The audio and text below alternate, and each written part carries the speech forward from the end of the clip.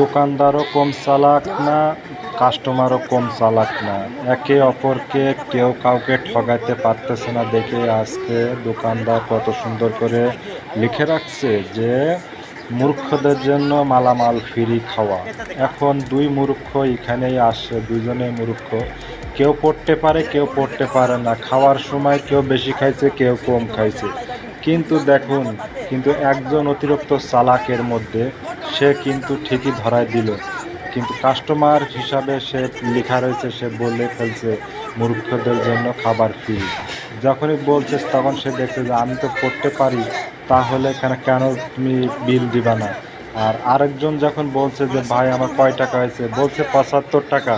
কিন্তু ৭৫ টাকার উপরে কয় টাকা হয়? তখন বলছে যাও তুমি অরিজিনাল মূর্খ, তোমার টাকা দিতে হবে না। তখন হাসতে হাসতে সে চলে গেল। তাহলে দেখুন মূর্খ যে সে বাস খাইল।